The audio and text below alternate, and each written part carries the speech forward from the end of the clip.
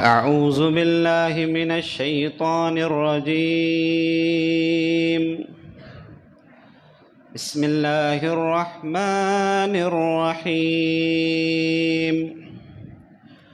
ومن أحسن قولا ممن دعا إلى الله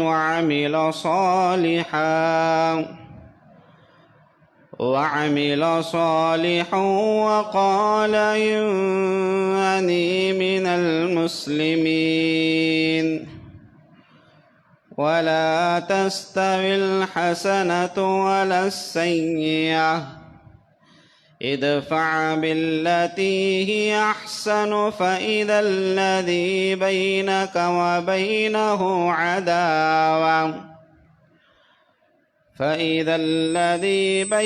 وبينه عداوة كأنه ولي حميم.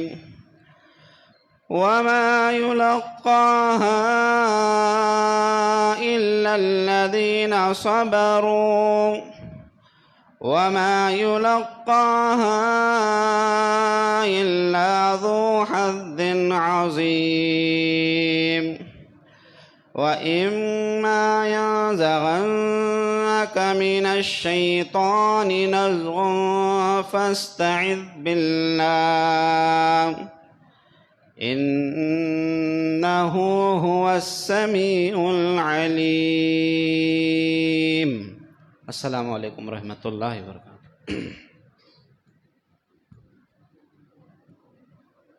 جزاکم اللہ خیراً، بارک اللہ فیک. اللہ آپ کے علم میں، عمل میں، زندگی میں، عمر میں برکت عطا فرمائے. یہ تھے محمد رفیق صاحب جامعی، ناظم جامع عائشہ للبنات شاہپور کے ذمہ ناظم صاحب. اللہ آپ کی زندگی اور آخرت کو سنوار دے.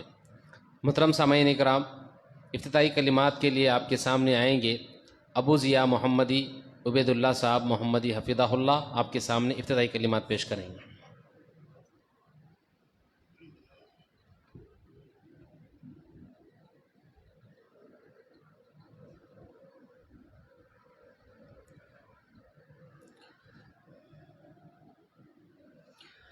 السلام علیکم ورحمۃ اللہ وبرکاتہ.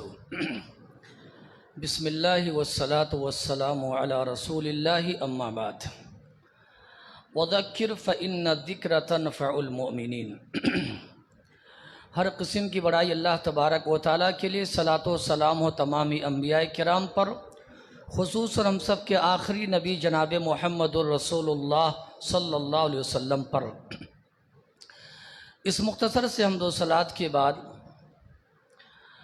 میں نے جو ایک مختصر سی آیت کریمہ جو میں نے تلاوت کی ہے، اسی کی مناسبت سے دو باتیں کہہ کر کے انشاءاللہ میں اپنی گفتگو ختم کروں گا، اور زیادہ وقت لیے بغیر جو ہمارے مہمان خطیب ہیں انشاءاللہ وہ آپ کی خدمت میں آ جائیں گے انشاءاللہ تعالی. کہا یہ گیا ہے کہ نصیحت کرتے رہیے، نصیحت کی باتیں لوگوں کو بتاتے رہیے، کیونکہ نصیحت سے مومنوں کو فائدہ پہنچتا ہے اور مومن خوب نفع اٹھاتے ہیں. تو یہ جو نصیحت کی جو محفل ہے یہ سبحان اللہ یہ اسی لیے قائم کی گئی ہے تاکہ اس سے مومنوں کو اور مسلمانوں کو فائدہ پہنچے. الحمدللہ اللہ کے فضل و کرم سے جماعت و جمعیت کی جانب سے یہ پوری کوشش کی جاتی ہے کہ اس طرح کے جو مجالس ہیں وہ بار بار منعقد کیے جائیں. مقصد یہ ہوتا ہے کہ ہمارا جو ایمان ہے وہ تازہ ہوتا رہے، ایمان کی جو تجدید اور ایمان کی مضبوطی اور ایمان میں حرارت آتا رہے. وجہ یہ ہے کہ نبی کریم صلی اللہ علیہ وسلم نے فرمایا کہ ایمان بعض دفعہ پرانا ہو جاتا ہے.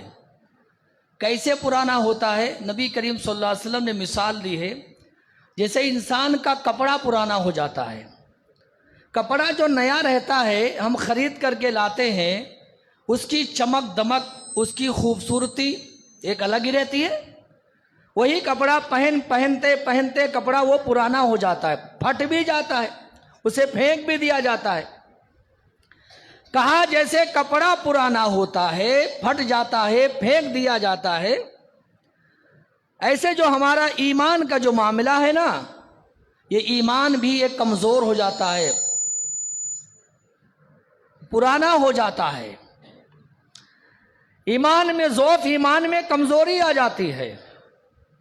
اب اس کے علماء کرام نے بہت سارے اسباب اور وجوہات لکھے، پڑھنا چاہیے۔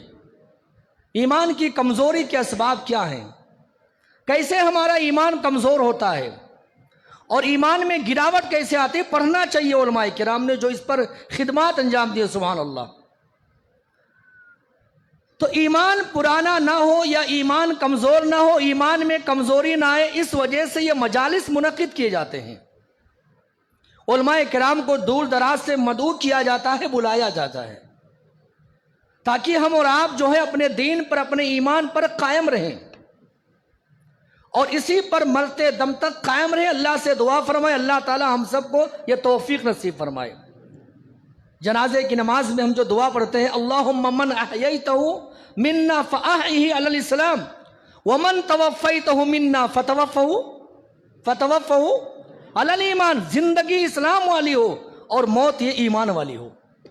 زندگی اسلام والی بنانے کے لیے مجالس منعقد کیے جاتے ہیں، اور ہمارا خاتمہ، ہماری موت یہ ایمان پر ہو، علماء کرام اس پر خطاب کرنے کے لیے بلائے جاتے ہیں۔ آج یہ مجلس آپ کہہ لیں، آپ اسے چھوٹی نہ کہیں، الحمدللہ یہ بہت بڑی یہ مجلس ہے۔ آپ تعداد کو دیکھ کر کے مایوس نہ ہوں، اللہ رب العالمین نے آپ کو چن لیا ہے، موقع دیا ہے، آپ اس پر اللہ کا شکر بجا لائیں اور اللہ سے دعا کریں۔ ابھی شیخ محترم کی میں وقت زیادہ نہیں لوں گا، آپ بعد میں پھر جملے معترضہ کے طور پر مولانا کھڑے ہو گئے ہیں، اور تو شیخ نے اشارہ بھی کیا ہے، لہٰذا میں پوری بات سمیٹوں گا انشاءاللہ تعالی۔ بس یہی آپ سے پیغام ہمارا ہے، یہ جماعت و جمعیت کی جانب سے، یہ کہ آپ یہ نیت اور انشاءاللہ یہ عزم و ارادہ لے کر کے بیٹھے کہ آج جو باتیں کہی جائیں گی انشاءاللہ سنیں گے، پہلے کیا کریں گے، بولیے نا بھائی، پہلے کیا سنیں گے تو عمل کریں گے، اور عمل کریں گے تو زندگی میں انقلاب آئے گا، اور انقلاب زندگی میں تبدیلی آئے گی، اور اس کے بعد انشاءاللہ تبارک و تعالی اللہ کی رضامندی بھی ملے گی اور اللہ کی جنت بھی ملے گی انشاءاللہ۔ میں پوری بات سمیٹتے ہوئے سب سے پہلی بات یہ ہے کہ میں اس پروگرام کے انعقاد پر سب سے پہلے میں اللہ رب العالمین کا شکر ادا کرتا ہوں کہ اللہ تعالیٰ نے مقامی جمعیت اہل حدیث رنگم پیٹ کو یہ توفیق، یہ سعادت بخشی کہ انہوں نے الحمدللہ اجتماع منعقد کیا ہے۔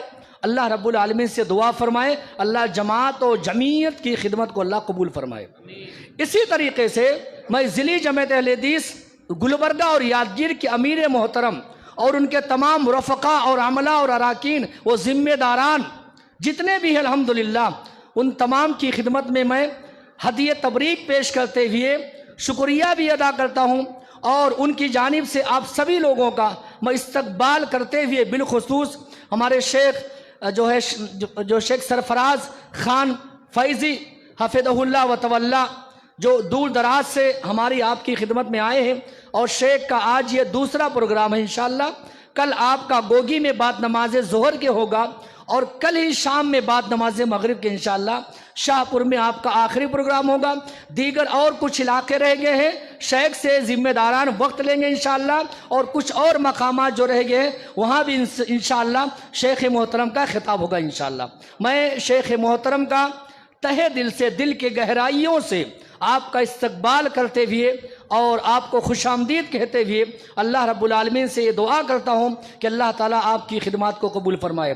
چونکہ ہمارے جو پوسٹر ہمارا شائع کیا گیا ہے اس میں زیر نگرانی عالی جناب بابا نذر محمد خان صاحب لکھا گیا ہے۔ الحمدللہ آپ کی ایک جو ہے ذاتی مصروفیت کہہ لیں یا آپ کے اہل خانہ میں سے ایک کی طبیعت خراب ہونے کی وجہ سے ہمارے امیر محترم نہ سکے، ان کی صدارت جو ہے ان کی نیابت کرتے ہوئے جناب عبد المجید صاحب الحمدللہ اسٹیج پر موجود ہیں۔ میں دعا کرتا ہوں ہمارے امیر محترم کے لیے، تمام کے لیے، کہ جو بھی بیمار ہے اللہ تعالیٰ انہیں شفاء عاجلہ اور کاملہ نصیب فرمائے، سب کی پریشانی کو، مصیبت کو اللہ تبارک و تعالیٰ دور فرمائے۔ اور اسی طریقے سے آپ تمام سامعین کا، خواتین بھی ایک بڑی تعداد میں الحمدللہ آئی ہے، ان تمام کا استقبال کرتے ہوئے اللہ رب العالمین سے دعا گو ہوں کہ اللہ تعالی ہم سب کے مل بیٹھنے کو قبول فرمائے، آمین رب العالمین۔ والسلام علیکم ورحمۃ اللہ وبرکاتہ۔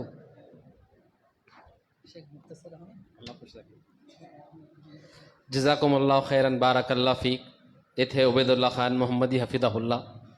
محترم سامعین اکرام، کسی بھی شخصیت کے تعارف کے لیے کچھ کلمات ہوتے ہیں. مثال کے طور پر اگر مشاعرے میں کسی شاعر کو بلانا ہے، ان کے شعر کے ذریعے ان کو آواز دی جاتی. شیخ سرفراز فیضی حفظہ اللہ اپنے انداز کی بے باکی کے لیے مشہور ہے. ان کی بے باکی کے لیے صرف ایک جملہ کہنا چاہوں گا. +ٹی وی میں ڈیبیٹ چل رہا تھا. کسی نے سوال کیا، امیر معاویہ رضی اللہ تعالیٰ عنہ کے بارے میں آپ کی کیا رائے؟ اللہ قبول فرمائے، اللہ جزائے خیر دے. شیخ نے 2 ٹوک الفاظ میں جواب دیا، کہا ہم اہل حدیث ہیں، ہم سلفی ہیں، صحابہ اکرام کے بارے میں ایمان رکھتے ہیں، رائے نہیں رکھتے ہیں. اللہ اکبر، بہت بڑی بات، دل کو چھو جانے والی بات کہی شیخ نے. واقعی ایسی باتیں آپ کی بے بنیاد بے باک باتیں، اللہ اکبر، بے باک، بغیر کسی سے ڈرے، بلا جھجک، ایک ایسے دور میں جب جھوٹ کا دور چل رہا ہے، جہاں جو ہے بیکار قسم کے جو ہے لفظیات کے بہانے، لفظیات کے سہارے اپنے پروپیگنڈے، اپنی جو ہے واہیات لوگ پھیلا رہے ہیں، ایسے وقت میں دلائل سے بات کرنا ماشاءاللہ ایک بڑی بے باکی.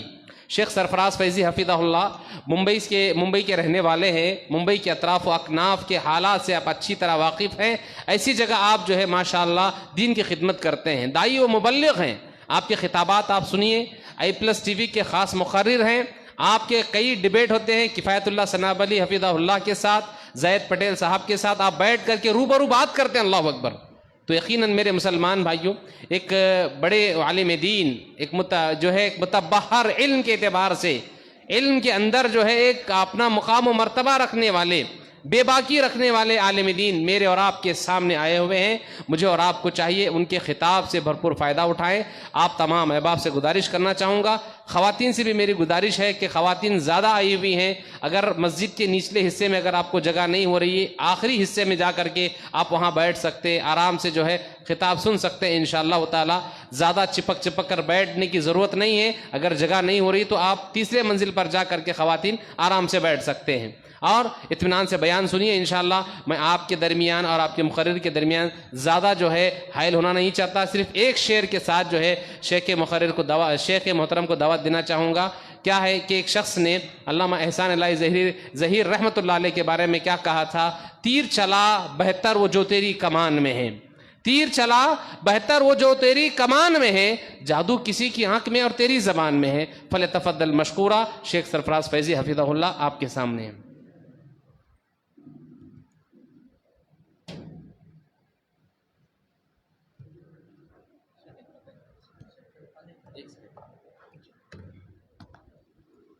انشاءاللہ خطاب کے بعد یعنی بیان کے بعد جو ہے سوال و جواب کا بھی معاملہ ہوگا. اگر آپ کے دل و دماغ میں کوئی سوال ہے تو لکھ کر بھیج سکتے ہیں.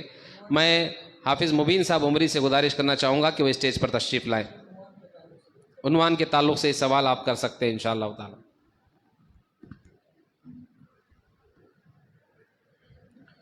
السلام علیکم ورحمۃ اللہ وبرکاتہ. الحمد للہ رب العالمین والصلاة والسلام علی نبینا محمد وعلی آلہ وصحبہ اجمعین ومن تبعہم بإحسان الی یوم الدین. اعوذ باللہ السمیع العلیم من الشیطان الرجیم من ہمزہ ونفخہ ونفسہ. بسم اللہ الرحمن الرحیم. قل ان کنتم تحبون اللہ فاتبعونی یحببکم اللہ ویغفر لکم ذنوبکم واللہ غفور الرحیم. سب سے پہلے ہر طرح کی حمد و ثنا، تعریف و توصیف، عظمت و بزرگی، کبریائی اور بڑائی اللہ رب العزت کے لیے لائق اور زیبا ہے، جس کے فضل و احسان سے آج کی اس بابرکت مجلس میں ہم جمع ہوئے ہیں. اللہ تعالی ہمارے یہاں جمع ہونے کو قبول فرمائے. یہ جو پیاری سی مجلس منعقد کی گئی ہے، اللہ رب العالمین کسی بھی طرح سے اس مجلس کے منعقد کرنے والے ذمہ داران اور اس میں ساتھ دینے والے احباب کے لیے اللہ رب العالمین اس مجلس کو صدقہ جاریہ بنا دے. اس مجلس کو اللہ تعالی ہمارے لیے علم میں اضافے کا، ایمان میں زیادتی کا اور کردار میں اصلاح کا ذریعہ بنائے. دنیا میں ہمارے آنے کا مقصد ہے اللہ تعالیٰ کو خوش کر دینا. ہر مسلمان اللہ تعالیٰ سے محبت کرتا ہے. پر کمال اس بات میں نہیں ہے کہ کوئی بندہ اللہ تعالیٰ سے محبت کرے. اللہ سے محبت تو بہت سارے کافر بھی کرتے ہیں. اللہ سے محبت یہ بڑی کمال کی بات نہیں ہے. بڑا کمال یہ ہے کہ بندہ اس درجے پہ پہنچ جائے کہ اللہ اس سے محبت کرنے لگے. بھائی اللہ سے محبت کرنے کے دعوے دار تو دنیا میں بہت سارے لوگ ہیں. اللہ سے محبت کا دعویٰ تو عیسائی اور نصارہ بھی کرتے ہیں، بلکہ اللہ تعالیٰ سے محبت کے اظہار میں وہ اس درجے پر چلے جاتے ہیں کہ اپنی پوری زندگی، دنیا، مال، جائیداد، دولت، احباب، گھر، خاندان چھوڑ دیتے ہیں، راہب بن جاتے ہیں، سنیاس لے لیتے ہیں، اپنی پوری زندگی کلیسا میں لگا دیتے ہیں، روحانیت اختیار کر لیتے ہیں. پر ان کی اللہ تعالیٰ سے جو محبت ہے، یہ محبت ان کو اللہ تعالیٰ کے ہاں نجات نہیں دے گی. یہود بھی اللہ تعالیٰ سے محبت کا دعویٰ کرتے ہیں، بلکہ وہ تو یہ بھی دعویٰ کرتے ہیں کہ وہ اللہ تعالیٰ کے محبوب اور چہیتے ہیں، لیکن ان کا دعویٰ بھی اللہ تعالیٰ کے ہاں قبول نہیں کیا جائے گا. محبت دعووں کا نام نہیں ہے. خوش قسمت تو وہ بندہ ہے جو اللہ سے محبت کرے اور اللہ بھی اس سے محبت کرنے لگے. اس دنیا کی زندگی میں ہمارا الٹیمیٹ گول کیا ہے؟ یہ جو زندگی کا سفر ہے، اس سفر کی منزل کیا ہے؟ ہم دنیا میں جی کیوں رہے ہیں؟ ہماری صبح و شام کی تقاضو کا حاصل کیا ہے؟ ہم ساری محنتیں کیوں کر رہے ہیں؟ کہ ہم اس مقام پر پہنچ جائے جس مقام پر اللہ رب العالمین ہم سے محبت کرنے لگے. ہم اللہ سے محبت کرتے، یہ تو ایک نیکی کی بات ہے ہی ہے، پر کمال یہ ہے کہ بندہ اپنی عبادتوں سے، اطاعت سے اس مقام پر پہنچ جائے کہ وہ اللہ تعالیٰ کا محبوب بن جائے. ہماری زندگی کا مقصد کیا ہے؟ اللہ تعالیٰ کا محبوب بن جانا. اور اگر اللہ تعالیٰ کا محبوب بننا ہے تو کیا کرنا پڑے گا؟ اس کا جواب قرآن مجید دیتا ہے، قُلْ إِن كُنتُمْ تُحِبُّونَ اللَّهَ فَاتَّبِعُونِي يُحْبِبْكُمُ اللَّهُ. اے اللہ کے نبی صلی اللہ علیہ وسلم کہہ دیجئے، اگر تم اللہ سے سچی محبت کرنے والے ہو. محبت کا دعویٰ کرنے والے تو بہت سارے لوگ ہیں، پر اللہ رب العالمین محبت کے دعووں سے بندوں کو جنت نہیں دینے والا. جس کو اللہ سے سچی محبت ہے، صرف محبت کے دعوے پر اللہ تعالیٰ کی محبت نہیں ملے گی. محبت کا دعویٰ کرنے والے دنیا میں بہت سارے لوگ ہیں. اللہ تعالیٰ دعویٰ کرنے والوں سے دلیل مانگتا ہے. تمہارا یہ دعویٰ ہے کہ تم کو اللہ تعالیٰ سے محبت ہے، بھلا کون سا ایسا مسلمان ہے جو اس کا انکار کر دے گا؟ دنیا میں کوئی مسلمان ایسا ہے جو یہ کہے گا کہ اس کو اللہ سے محبت نہیں؟ یا اللہ تعالیٰ پر ایمان لانے والا کوئی شخص ایسا ہے جو کہے گا وہ اللہ سے محبت نہیں کرتا؟ پر محبت کافی نہیں ہے، محبت کا دعویٰ کافی نہیں ہے. فرمایا قُلْ إِن كُنتُمْ تُحِبُّونَ اللَّهَ فَاتَّبِعُونِي. اگر تمہارا دعویٰ ہے کہ تم کو اللہ تعالیٰ سے محبت ہے، اے اللہ کے نبی ان سے کہیے، اگر تم یہ دعویٰ کرتے ہو کہ تم کو اللہ تعالیٰ سے محبت ہے اور اللہ سے تمہاری محبت سچی ہے، فَاتَّبِعُونِي، تو میری اتباع کرو. اللہ کی محبت کا دعویٰ کرنے والے لوگ بہت ہیں، پر ان دعویٰ کرنے والوں میں صرف ان لوگوں کا دعویٰ قبول ہوگا جن کے عمل میں رسول اللہ کی اتباع ہوگی. قُلْ إِن كُنتُمْ تُحِبُّونَ اللَّهَ فَاتَّبِعُونِي يُحْبِبْكُمُ اللَّهُ. جب میری اتباع کرو گے تو کیا ہوگا؟ پہلی چیز ہے دعویٰ، دوسری چیز ہے دلیل، اور تیسری چیز ہے نتیجہ. گویا کہ آیت کے دو حصے. قُلْ إِن كُنتُمْ تُحِبُّونَ اللَّهَ فَاتَّبِعُونِي، اگر تم اللہ تعالیٰ سے محبت کرتے ہو رسول کی اتباع کرو. اور دوسرا حصہ کیا ہے؟ فَاتَّبِعُونِي يُحْبِبْكُمُ اللَّهُ، اگر تم اللہ تعالیٰ سے محبت کرو، اگر تم میری اتباع کرو گے، اللہ تم سے محبت کرنے لگے گا. تم اللہ کے چہیتے بن جاؤ گے، اللہ رب العالمین کے محبوب بن جاؤ گے.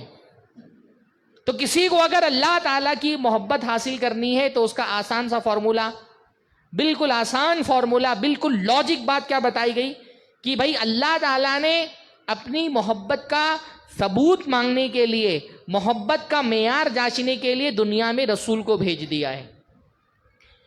کس کے دل میں اللہ تعالیٰ کی سچی محبت ہے یہ اگر دیکھنا ہے تو اس کے کردار میں دیکھو کہ رسول کی اتباع ہے کہ نہیں ہے۔ جو رسول کا متبع ہے وہ اللہ تعالیٰ کی سچی محبت کرنے والا ہے۔ رسول کی اتباع وہ مہر ہے جو بندے کی محبت کی سچائی کا بیان کرتی ہے۔ جیسے نوٹ پر مہر لگی ہوتی ہے نا حکومت کی طرف سے، اگر وہ مہر حکومت کی طرف سے نوٹ پر نہ لگی ہوئی ہو تو وہ نوٹ انویلڈ ہے، اس کی کوئی حیثیت نہیں ہے، وہ قابل قبول نہیں ہے۔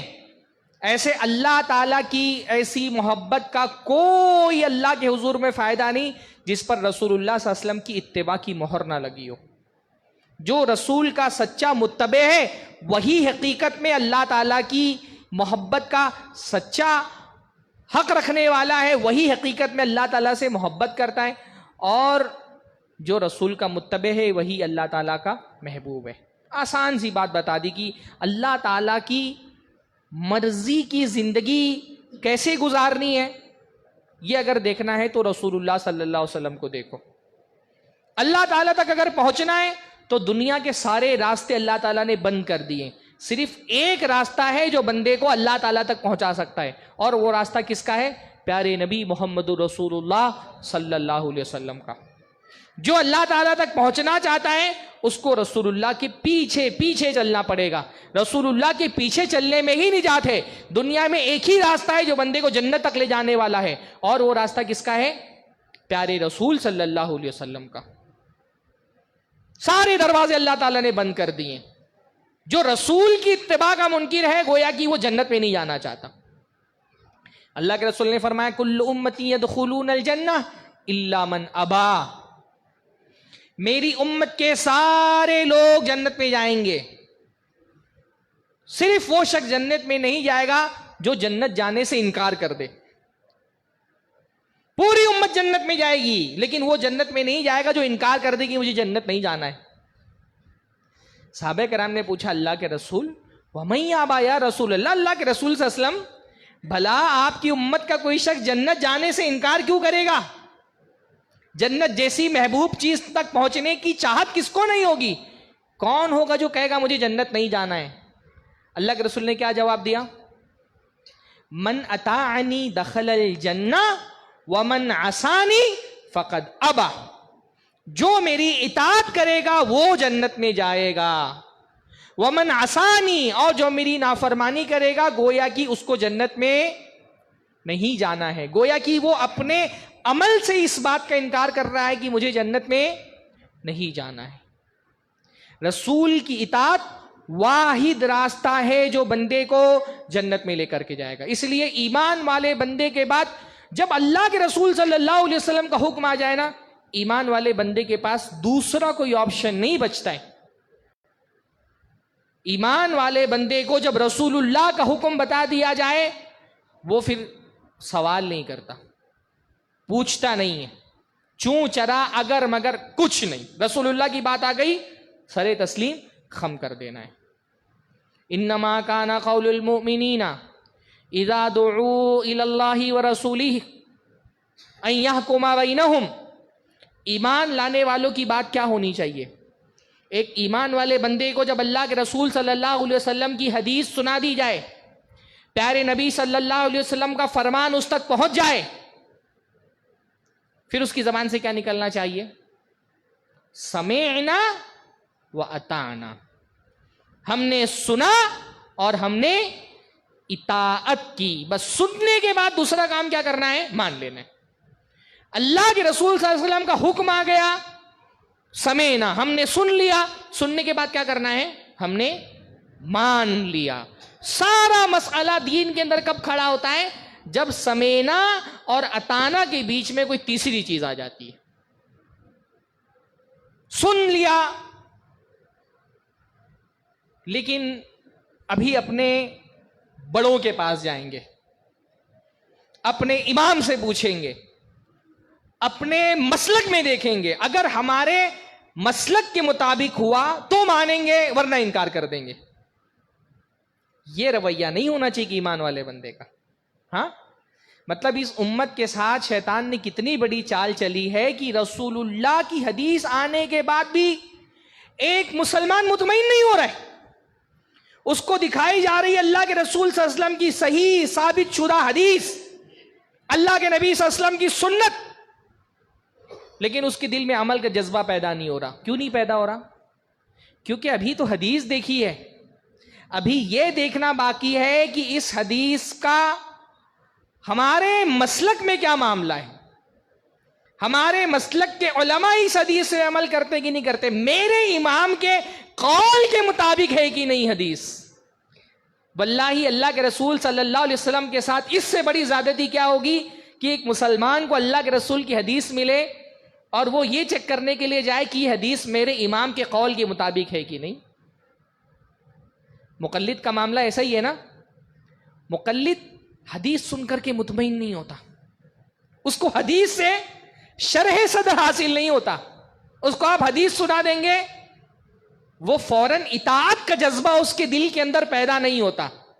ہاں حدیث آنے کے بعد اس کو ایک اور چیز کی تلاش ہوتی ہے. وہ کیا؟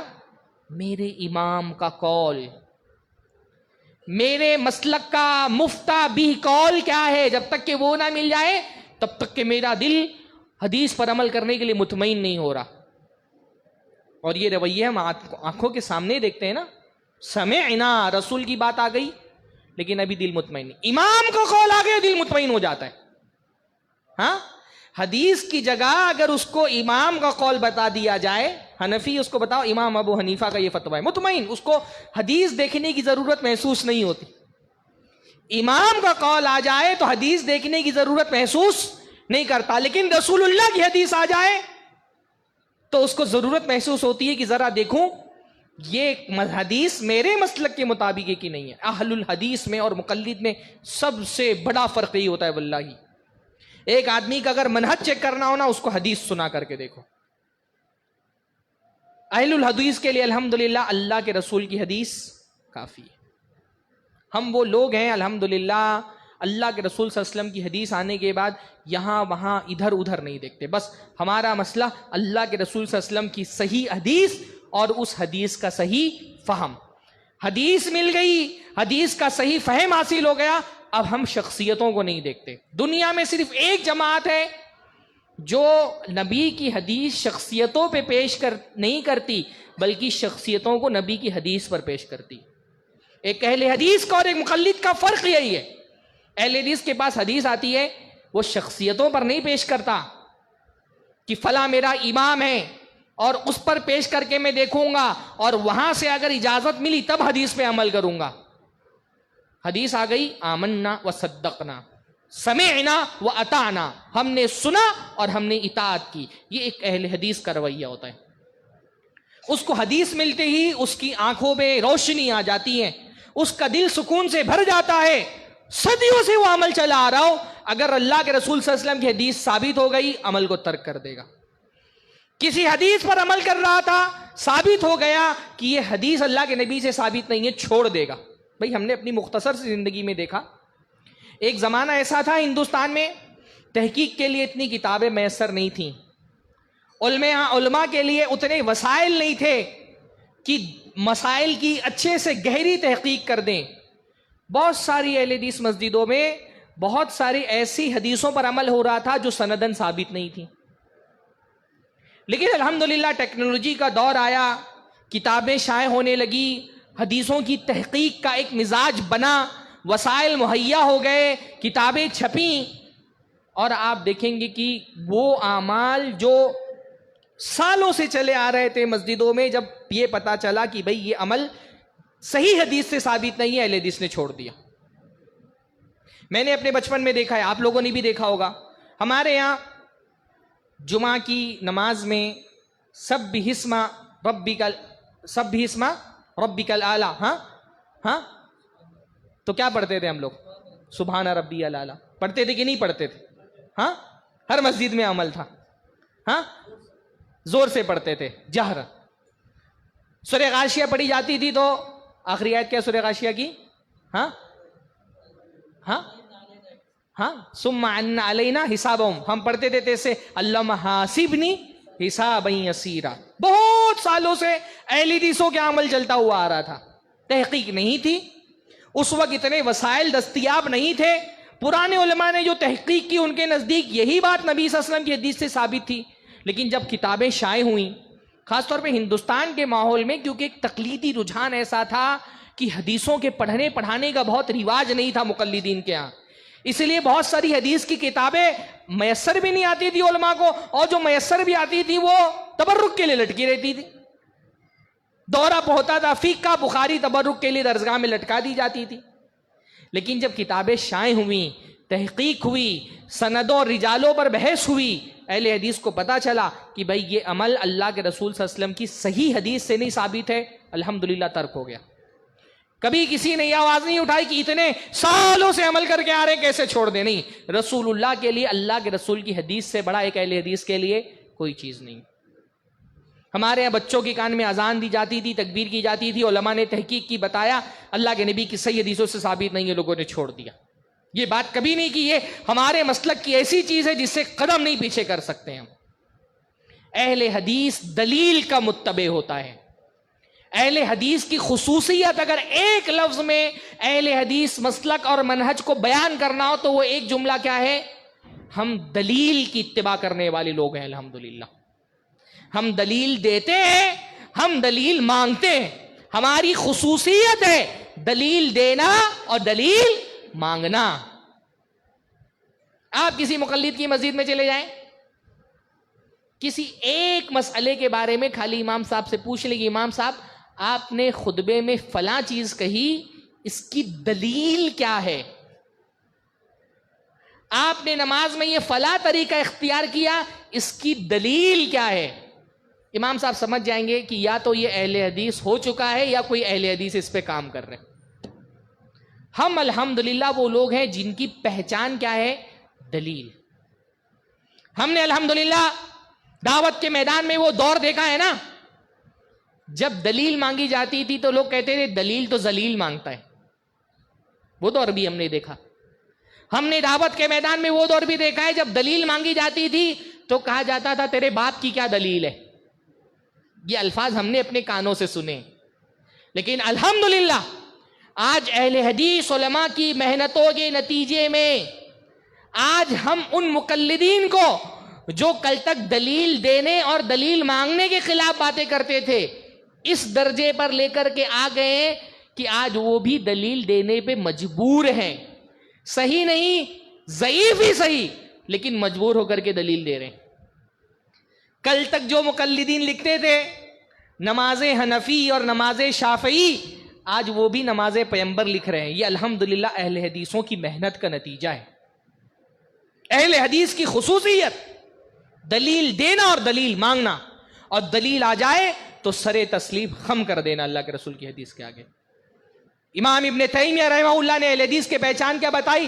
لیس لہم امام یتعصبون لہ الا رسول اللہ. اہل حدیث وہ ہیں جن کا رسول اللہ کے علاوہ کوئی امام ہی نہیں ہے جس کے لیے وہ تعصب برتے ہیں. ہم کیوں چھوڑیں گے اللہ کے رسول کی حدیث؟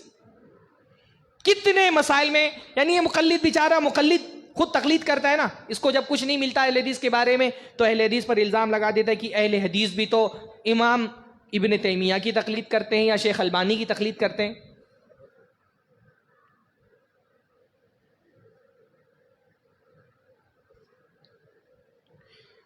کہتے ہیں اہل حدیث بھی ابن تیمیہ کی تقلید کرتے ہیں.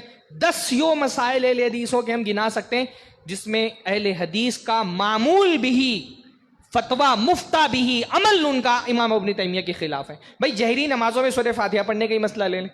امام ابن تیمیہ، شیخ البانی دونوں جہری نمازوں میں سورہ فاتحہ مقتدی کے پڑھنے کے قائل نہیں ہیں. ہم نہیں مانتے ان کی بات، کیونکہ ہمارے لیے شیخ البانی یا امام ابن تیمیہ دلیل نہیں ہے. ہمارے لیے دلیل کون ہے؟ اللہ کے رسول صلی اللہ علیہ وسلم.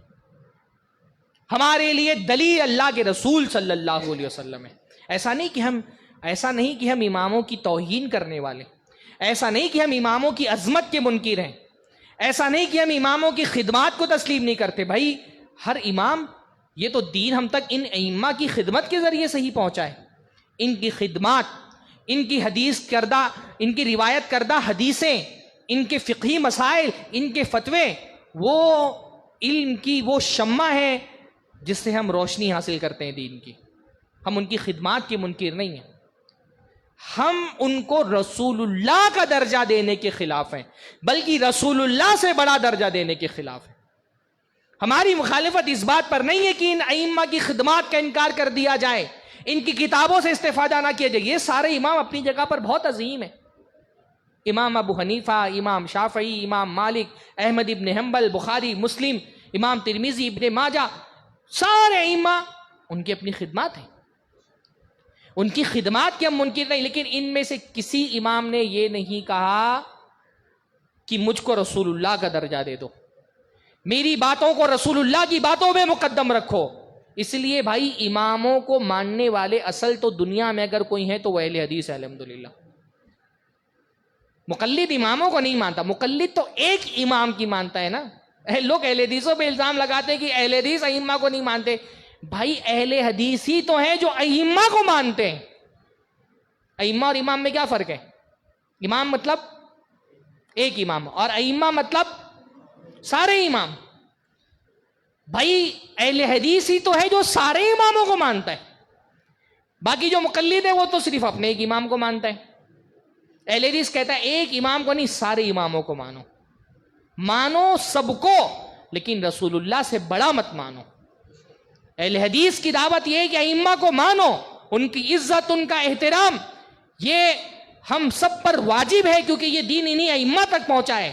ان کا اجماع دین میں بہت بڑی دلیل ہے. سب اپنی جگہ پر اماموں کو ماننا ہے، پر اماموں کو رسول نہیں ماننا ہے. لوگ کہتے ہیں کہ اہل حدیث امام کو نہیں مانتے. بھائی آپ اہل حدیث سے امام کو کیا منوانا چاہتے ہیں؟ جو نہیں مانتے کا لفظ ہے نا، یہ بڑا عجیب ہے.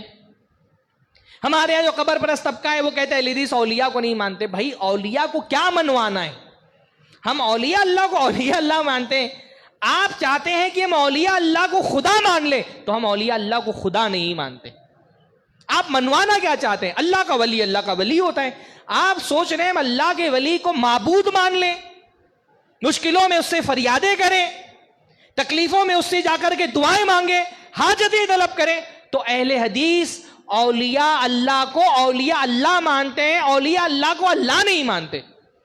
ان کو پرابلم یہ ہے کہ یہ چاہتے ہیں اولیاء اللہ کو اللہ مان لیں، اللہ کے برابر مان لیں. تو اہل حدیث اولیاء اللہ کو اللہ نہیں مان سکتے. آپ ہم سے کہتے ہیں ہم ائمہ کو نہیں مانتے. بھائی ائمہ کو کیا منوانا ہے؟ ائمہ کو امام ماننا ہے نا. ہم ائمہ کو امام مانتے ہیں، ان کو دین کا خادم مانتے ہیں، ان میں جو محدث ہیں ان کو محدث مانتے ہیں، جو فقیہ ہیں ان کو فقیہ مانتے ہیں، جو مفسر ہیں ان کو مفسر تسلیم کرتے ہیں. ان کی عظمت کا جو مقام طے ہے، ظاہر سی بات ہے اس مقام کا انکار کرنے والا ہمارے نزدیک گستاخ ہے، دین کا منکر ہے جو اماموں کا انکار کر دے، کیونکہ انہی اماموں کے ذریعے سے دین اب تک پہنچا ہے. اگر ان ائمہ کی عدالت اور ان کی عظمت پر اگر سوالیہ نشان کھڑا کر دیا جائے تب تو پورا دین مشکوک ہو جائے گا. اس لیے امام تیمیہ کی کتاب پڑھیں، رفع الملام عن ائمۃ الاعلام، بڑی شاندار کتاب ہے جو انہوں نے ائمہ کے دفاع پہ لکھی ہے. آپ ہمارے علماء نے ان ائمہ کی عظمت اور ان کی سیرت پر مستقل کتابیں لکھی ہیں. اماموں کو امام مانتے ہیں. آپ کے ساتھ مسئلہ یہ ہے کہ آپ یہ چاہتے ہیں ہم اماموں کو رسول اللہ کا درجہ دے دیں، تو اماموں کو ہم رسول اللہ کے درجے پہ نہیں مانتے، اور یہ حکم اماموں نے ہم کو دیا ہے. اصلی تو ائمہ کی بات ماننے والا وہ اہل حدیث ہے. امام ابو حنیفہ کو ماننے والا وہ مقلد کبھی بھی امام حنیفہ کو ماننے والا نہیں ہو سکتا ہے، جس کو اللہ کے رسول کی حدیث پیش کی جاتی ہے اور وہ یہ کہتا ہے نہیں میرے امام کا قول اس کے خلاف ہے، وہ کبھی بھی امام ابو حنیفہ کا سچا پیروکار نہیں ہو سکتا. کیونکہ امام ابو حنیفہ نے تو کیا کہا ہے، اذا صح الحدیث فہو مذہبی، جب کوئی حدیث صحیح ہو جائے تو وہی میرا مذہب ہے. امام ابو حنیفہ نے کہا جب کوئی حدیث صحیح ہو جائے تو وہی میرا مذہب ہے. تو امام ابو حنیفہ کو ماننے والا اصل میں وہ ہے جو صحیح حدیث آنے کے بعد امام ابو حنیفہ کا قول چھوڑ دیتا ہے. اصلی حنفی وہ ہے، امام ابو حنیفہ کا اصلی پیروکار وہ ہے. امام ابو حنیفہ کا منہج کیا تھا؟ امام ابو حنیفہ کہتے تھے حرام علی من لا یعرف دلیلی ان یفتی بکلامی، حرام ہے اس آدمی پر، حرام کہتے تھے امام ابو حنیفہ، حرام ہے اس آدمی پر جو میری دلیل جانے بغیر میرے کلام پر فتویٰ دے.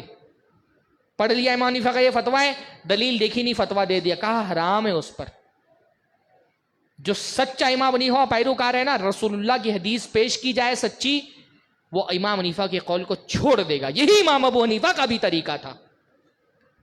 امام ابو حنیفہ اپنے شاگرد سے کہتے ہیں میری ہر بات مت لکھ لیا کرو. فَإِنِّي أَرَى الرَّأْيَ الْيَوْمَ أَتْرُكْهُ غَدًا. کبھی کبھی ہوتا ہے آج میری ایک رائے ہوتی ہے، کسی مسئلے پہ میں ایک فتویٰ دیتا ہوں، کل میرے سامنے حدیث آتی ہے، دلیل آتی ہے، میں اپنا پچھلا فتویٰ چھوڑ کر کے اپنے قول کو تبدیل کر لیتا ہوں. کیا پتا چلا؟ امام ابو حنیفہ کا منہج یہ تھا کہ اگر صحیح حدیث مل جائے تو پچھلا فتویٰ چھوڑ دیا جائے. اگر امام ابو حنیفہ خود اپنا فتویٰ دلیل کی بنیاد پر چھوڑ سکتے ہیں تو ہم امام ابو حنیفہ کا فتویٰ دلیل کی بنیاد پر کیوں نہیں چھوڑ سکتے؟ جب امام ابو حنیفہ اپنے بارے میں یہ کہہ رہے ہیں کہ جب میرے پاس کوئی دلیل آ جاتی ہے تو میں اپنے فتوے سے رجوع کر لیتا ہوں، اگر امام ابو حنیفہ اپنا قول چھوڑ سکتے ہیں تو ہم امام ابو حنیفہ کا قول دلیل کی بنیاد پر کیوں نہیں چھوڑ سکتے؟ اور دلیل کی بنیاد پر کسی کا قول چھوڑ دینا یہ اس کا احترام ہے، اس کی توہین نہیں ہے. صحابہ کرام کا معاملہ آپ دیکھیں، حضرت ابن عمر رضی اللہ تعالی عنہ اللہ کے نبی صلی اللہ علیہ وسلم کے جلیل القدر صحابہ میں سے ہیں. ان کے والد کون ہیں؟ حضرت عمر ابن الخطاب رضی اللہ تعالی عنہ. ایک مرتبہ ابن عمر سے کسی نے آ کر کے فتویٰ پوچھا حج تمتع کے بارے میں کہ حج تمتع کرنا کیسا ہے. حج تمتع کیسا حج ہوتا ہے؟ ہمارے جیسے آپ اس سال حاجی حج کرنے کے لیے جاتے ہیں نا، تو پہلے کیا کرتے ہیں، وہ احرام باندھ کر کے عمرہ کر لیتے ہیں، پھر اس سے حلال ہو جاتے ہیں اور پھر حج کے لیے الگ سے احرام باندھتے ہیں. تو اس میں کیا ہوتا ہے، ایک ہی سفر میں وہ عمرہ بھی کر لیتے ہیں اور حج بھی کر لیتے ہیں، فائدہ ہو جاتا ہے ان کا. تمتع کا مطلب ہوتا ہے فائدہ اٹھانا، کہ ایک ہی سفر کرو اور اسی میں عمرہ بھی کر لو اور حج بھی کر لو، ڈبل فائدہ ہو جاتا ہے ان کا. اس کو کیا کہا جاتا ہے؟ حج تمتع. بعض صحابہ کی یہ رائے تھی کہ بھائی کعبۃ اللہ کے احترام کا تقاضا یہ ہے کہ آدمی الگ الگ سفر کرے، عمرے کے لیے الگ سے آؤ، ایک ہی سفر میں حج و عمرہ مت کرو. بہت سارے صحابہ کی رائے تھی. ہمارے یہاں خبیث حضرت امیر معاویہ کو اس معاملے میں برا بھلا کہتا ہے، یہ حضرت امیر معاویہ کی اکیلے رائے نہیں تھی، حضرت عثمان کی بھی یہی رائے تھی، حضرت عمر کی بھی یہ رائے تھی، بلکہ بعض روایتوں میں آتے حضرت ابو بکر کی بھی یہی رائے تھی کہ حج تمتع نہ کیا جائے، دونوں کے لیے الگ الگ احرام باندھے جائیں. تو ابن عمر سے کسی آدمی نے آ کر کے پوچھا کہ حج تمتع کے بارے میں آپ کی کیا رائے ہے، کیا حج تمتع کرنا صحیح ہے؟ انہوں نے کہا سنت سنہا رسول اللہ صلی اللہ علیہ وسلم، حج تمتع سنت ہے، اللہ کے رسول صلی اللہ علیہ وسلم نے اس کو مسنون قرار دیا ہے. اس آدمی نے کہا ان اباک قد نہا عنہا، شامی تھا، کہ ان اباک قد نہا عنہا. ابن عمر آپ کہتے ہیں کہ حج تمتع یہ جائز ہے، یہ سنت ہے، جبکہ آپ کے ابا تو حج تمتع کرنے سے منع کرتے تھے.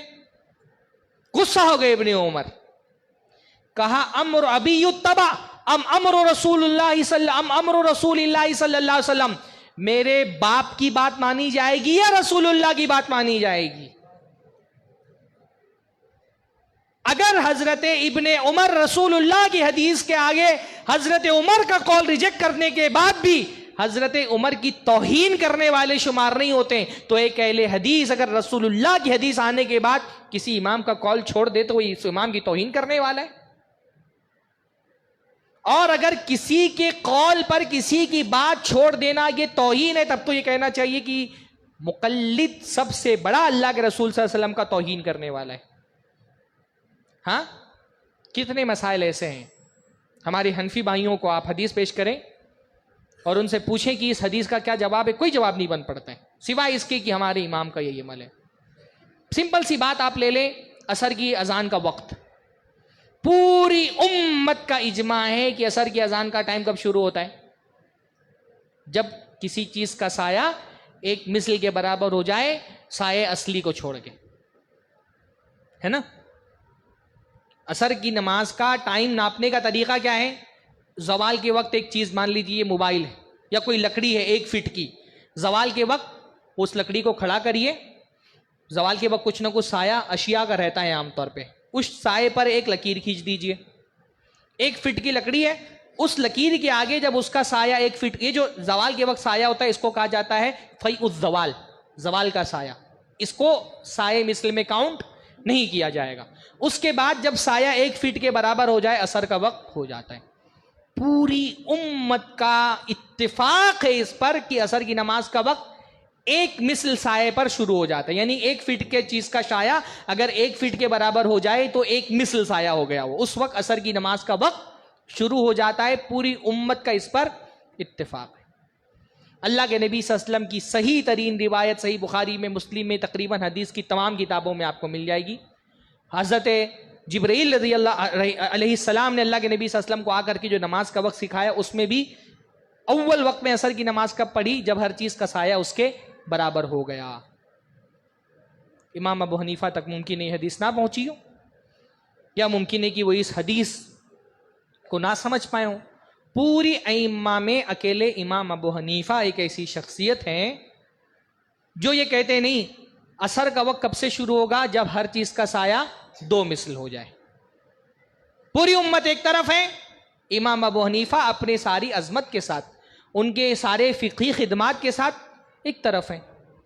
بھائی بہت ممکن ہے نا کہ کسی امام تک کے اللہ کے نبی کی کوئی حدیث نہ پہنچی ہو, یا اس کو سمجھنے میں اس سے کوئی غلطی ہو گئی ہو. پوری امت ایک طرف, امام ابو حنیفہ ایک طرف. اب آپ کسی حنفی مقلد کے سامنے جا کر کے اللہ کے نبی صلی اللہ علیہ وسلم کی یہ حدیث پیش کریں, کیا جواب دے گا وہ آپ کو؟ حدیث تو ٹھیک ہے پر ہمارے امام کا عمل اس پر نہیں ہے. واللہ یہ کتنی بڑی اللہ کے رسول صلی اللہ علیہ وسلم کی توہین ہے کہ رسول اللہ کی حدیث پیش کی جائے اور رسول اللہ کی حدیث کسی امام کے قول کی وجہ سے چھوڑ دی جائے.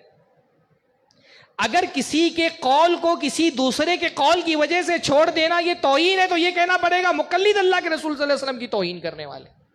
اچھا آپ ہم پر الزام لگاتے ہیں کہ ہم ائمہ کے منکر ہیں. بھائی ایک امام ابو حنیفہ کی فتوی کی وجہ سے سارے ائمہ کو آپ چھوڑ رہے ہیں نا.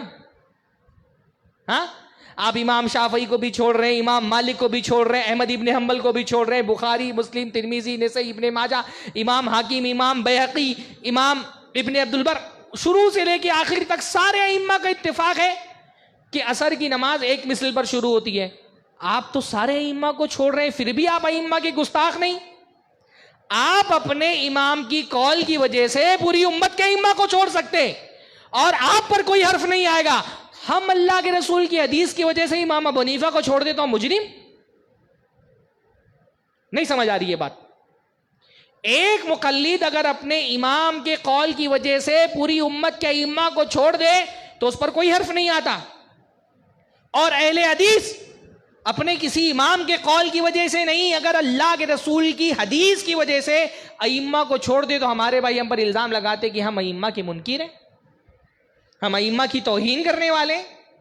اہل حدیث الحمدللہ کوئی ایک فقہی مسئلہ آپ ثابت نہیں کر سکتے جس فقہی مسئلے میں اہل حدیث نے پوری امت کے ائمہ کو چھوڑ دیا ہو اور کوئی ایسا فتویٰ دیا ہو جس میں امت کے کسی امام نے بھی عمل نہ کیا ہو. اہل حدیث سے کیونکہ اگر کسی چیز کو سارے ائمہ کسی چیز پر متفق ہو جائے تو وہ اجماع ہو جاتی ہے, اور اجماع ہمارے نزدیک ایک شرعی دلیل اور حجت ہے.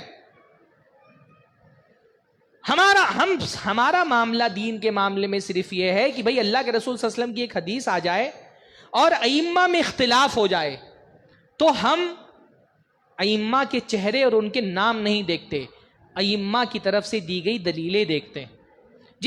جو امام رسول اللہ کے موافق ہے اس کو لے لیتے, جو رسول اللہ کے خلاف ہے اس کو چھوڑ دیتے. اسی کا نام اتباع ہے اور یہی نجات کا ذریعہ ہے. اللہ تعالیٰ نے قرآن مجید میں فرمایا ما کان لمؤمن ولا مؤمنۃ اذا قضى اللہ ورسولہ امرا ان یکون لہم الخیرۃ من امرہم, کہ کسی مومن مرد اور کسی مومنہ عورت کے لیے یہ حلال نہیں ہے کہ اللہ اس کے رسول کسی معاملے میں فیصلہ کر دیں اور رسول اللہ کا فیصلہ آنے کے بعد بھی وہ اپنے پاس کوئی آپشن بچا کے رکھیں کہ چاہا تو مانیں گے, نہیں چاہا تو نہیں مانیں گے. یہ نہیں چل سکتا, یہ چلنے والی بات نہیں ہے. مومن عورت ہو یا مومن مرد, کسی کے لیے بھی حلال نہیں ہے. اس لیے الحمدللہ آپ دیکھیں گے کہ حدیث کی طرف لپک کر کے عمل کرنے والے اور دنیا کی مخالفتوں سے بے نیاز ہو کر کے حدیث کو گلے لگانے والی اگر دنیا میں کوئی جماعت ہے تو وہ اہل حدیث. اللہ کے رسول صلی اللہ علیہ وسلم کا اتارا ہوا دین اگر اپنی خالی شکل میں کسی کے پاس دیکھنا ہو تو وہ اہل حدیث کے پاس ملے گا انشاءاللہ تعالیٰ. نبی کی سنت آ گئی. اللہ کے نبی نے فرما دیا لا تمنعوا اماء اللہ مساجد اللہ. اللہ کی بندیوں کو اللہ کے گھر پہ آنے سے مت روکو. سری حدیث اللہ کے نبی کی, صاف صاف اللہ کے نبی نے فرمایا اللہ کی بندیوں کو اللہ کے گھروں میں آنے سے مت روکو. 10 یوں حدیث اللہ کے نبی صلی اللہ علیہ وسلم کی ہے کہ اللہ کے نبی کے زمانے میں باقاعدہ مسجدوں میں خواتین کا انتظام ہوتا تھا. جمعہ کی نماز بھی پڑھنے آتی تھیں, 5 وقتہ فرض نمازیں بھی پڑھنے آتی تھیں, حتیٰ کہ مسجد کے دروازے نفلی نمازوں پڑھنے کے لیے بھی کھلے رہتے تھے عورتوں کے لیے. وہ حدیث ہے نا اللہ کے رسول کی مشہور. مسجد میں دیکھا کہ ایک رسی لٹک رہی ہے. پوچھا یہ کس کی رسی ہے؟ کہا حضرت زینب نے باندھی ہے. کہا کیوں باندھی ہے؟ کہا جب نماز پڑھتی ہیں نفل کی, نفلی نمازیں پڑھتی ہیں, جب تھک جاتی ہیں تو رسی پکڑ لیتی ہیں. فرمایا رسی کھول دو بھائی, جب تک طاقت ہے نماز پڑھو, جب طاقت ختم ہو جائے تو آرام کرو. پتا کیا چلا, نبی صلی اللہ علیہ وسلم کے زمانے میں نفلی نمازیں پڑھنے کے لیے بھی عورت کی مسجدوں کے دروازے کھولے ہوتے تھے. الحمدللہ آپ پورے ہندوستان میں گھوم لیں, اللہ کے نبی صلی اللہ علیہ وسلم کے اس حکم پر سوائے اہل حدیث کی کسی مسجد میں آپ کو عمل نہیں ملے گا. اب کیا ہے, خواتین کا انتظام ہے ماشاءاللہ. یہ حدیث سے محبت ہے ہماری. ہاں, ہم الحمدللہ وہ لوگ نہیں ہیں جن کو نبی کی حدیث پیش کی جائے اور کہ نہیں ہمارے امام کے قول کے خلاف ہے, ہمارے مسلک میں اس پہ عمل نہیں ہوتا ہے. الحمدللہ پورے, بلکہ معاملہ یہ کہ اہل حدیث اللہ کے نبی صلی اللہ علیہ وسلم کی سنت پہ عمل کرتا ہے تو ہمارے مقلد بھائی ان کے خلاف خطبے دلواتے ہیں, تقریریں کرتے ہیں. نبی کی حدیث پیش کی جائے, یعنی آپ دیکھیں خباثت کی حد ہے. یہ ہمارے یہاں ممبئی میں ایک مسجد میں اہل حدیث مسجد میں الحمدللہ خواتین کے لیے انتظام کیا گیا. ایک خطیب آ کر کے کہتا ہے کہ بھائی اگر مسجد میں عورتوں کے آنے سے فتنہ نہیں ہوتا تو ذرا عورتوں کو ہماری مسجد میں بھی بھیج کر کے دیکھو. رسول اللہ کی اس حدیث پر عمل کرنے کا تانا کیا دیا جا رہا ہے کہ ذرا سا ہماری مسجدوں میں بھی اپنی عورتوں کو بھیج کے دیکھو. یہ رسول اللہ صلی اللہ علیہ وسلم کی حدیث کی نہیں توہین نہیں تو اور کس کی توہین ہے؟ ہاں, اعتکاف کے معاملے میں آپ دیکھیں گے پورے ہندوستان میں اگر کوئی ایک جماعت ہے جو اعتکاف کے لیے اپنی مسجد میں خواتین کے لیے انتظام کرتی تو اہل حدیث جماعت ہے الحمدللہ. کیونکہ اللہ کے رسول صلی اللہ علیہ وسلم نے, اللہ کے رسول کے زمانے میں خواتین مسجد میں آ کر کے اعتکاف کرتی تھی. سری حدیثیں ثابت ہے. اس میں بھی سوائے احناف کے اور کوئی اس بات کا قائل نہیں کہ عورت اپنے گھر میں اعتکاف کر سکتی ہے. احناف کے علاوہ تمام مسالک کے لوگ, تمام ائمہ یہ کہتے ہیں کہ اعتکاف اصل میں مسجد میں عبادت کی نیت سے ٹھہرنے کا نام ہے. تو جو مسجد میں نہیں آئے اس کا اعتکاف, گھر میں اعتکاف نام کی کوئی چیز ہی نہیں. قرآن مجید میں اللہ نے فرمایا وَالْعَاكِفُونَ فِي الْمَسَاجِدِ. اعتکاف کرنے والے کون ہیں؟ جو مسجد میں ٹھہرتے ہیں اعتکاف کرنے کے لیے. تو یہ اہل حدیث کا منہج ہے اور یہی صحابہ کا منہج تھا کہ رسول اللہ کی حدیث آ جائے کچھ نہیں, نہ کم نہ زیادہ, نہ آگے نہ پیچھے. صحابہ کی زندگی میں آپ دیکھیں گے عین یہی اسلوب آپ کو ملے گا. رسول اللہ نے جو بتا دیا نہ اس سے آگے جانا ہے نہ اس سے پیچھے جانا ہے, بس وہی ٹھہر جانا ہے جہاں رسول اللہ صلی اللہ علیہ وسلم ٹھہرے تھے. صحابہ کی زندگی میں یہ کھلا ہوا منہج آپ کو ملے گا. اہل حدیث کیونکہ قرآن و سنت کو صحابہ کے فہم کے مطابق سمجھتے ہیں نا. حضرت امیر معاویہ ایک مرتبہ غالباً حضرت ابن عباس کے ساتھ طواف کر رہے تھے بیت اللہ کا طواف کر رہے تھے تو ہر رکن کا استلام کرتے, ہاں ہر رکن کا استلام کرتے. تو حضرت ابن عباس نے کہا بھائی اللہ کے رسول صلی اللہ علیہ وسلم تو ہر رکن کا استلام نہیں کرتے تھے, رکن یمانی کا استلام کرتے تھے, حجر اسود کو بوسہ لیتے. ہر رکن کا استلام کرنا, اس کو یوں اشارہ کرتے ہیں نا, سلام کرتے ہیں, یہ اللہ کے نبی سے ثابت نہیں ہے. تو حضرت امیر معاویہ نے کہا لیس شیء فی البیت مہجورا, کہ بھائی یہ کعبۃ اللہ تو بہت مقدس چیز ہے, اس کا ہر رکن ہر کونا مقدس ہے, تو کیوں کسی بھی کونے کو چھوڑا جائے, سارے کونے کا استلام کر لیا جائے. ہاں, تو حضرت ابن عباس نے کہا لقد کان لکم فی رسول اللہ اسوۃ حسنہ, تمہارے لیے اللہ کے رسول کی زندگی بہترین نمونہ ہے. اگر اللہ کے رسول نے 2 ارکان کے علاوہ کسی رکن کا استعلام نہیں کیا تو ہمارے لیے بھی حلال نہیں کہ ہم اس کا استعلام کریں. یہ طریقہ ہے. اللہ کے نبی صلی اللہ علیہ وسلم کے ایک صحابی اپنے شاگرد کو اللہ کے نبی کی دعا سکھا رہے ہیں. دعا کیا ہے؟ دعا یہ ہے کہ اللہ کے رسول صلی اللہ علیہ وسلم نے فرمایا ایک دعا ہے، اگر آدمی سوتے وقت وضو بنا کر کے اپنے بستر پہ آئے، دائیں کروٹ لیٹ کر کے یہ دعا پڑھ لے اور اسی حالت میں اس کی موت ہو جائے جبکہ اس کی زبان سے نکلنے والے آخری کلمات اس دعا کے ہوں، اللہ کے نبی نے فرمایا اگر اس رات اس کی موت ہو گئی تو وہ فطرت اسلام پہ مرے گا. پوری دعا لمبی. ہاں، اللہم اسلمت نفسی الیک وفوضت امری الیک والجأت ظہری الیک وجہت وجہی الیک رغبۃ ورہبۃ الیک لا ملجا ولا منجا منک الا الیک آمنت بکتابک الذی انزلت وبنبیک الذی ارسلت. آخری کے جو کلمات ہیں وہ کیا ہیں؟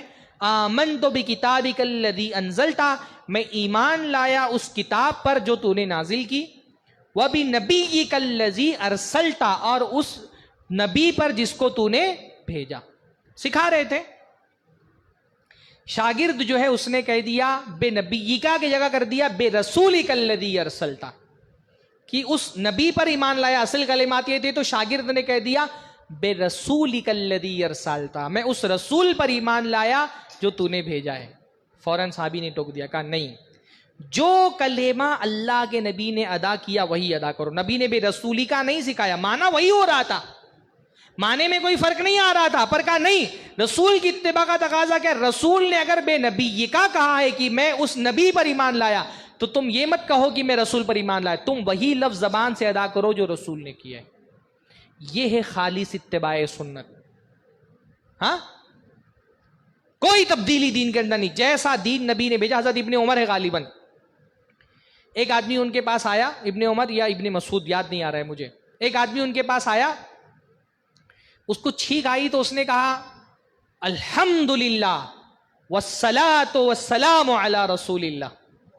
ترمذی کتاب التفسیر کی، ابن عمر ہے نا، ہاں، کتاب التفسیر کی روایت ہے ترمذی میں.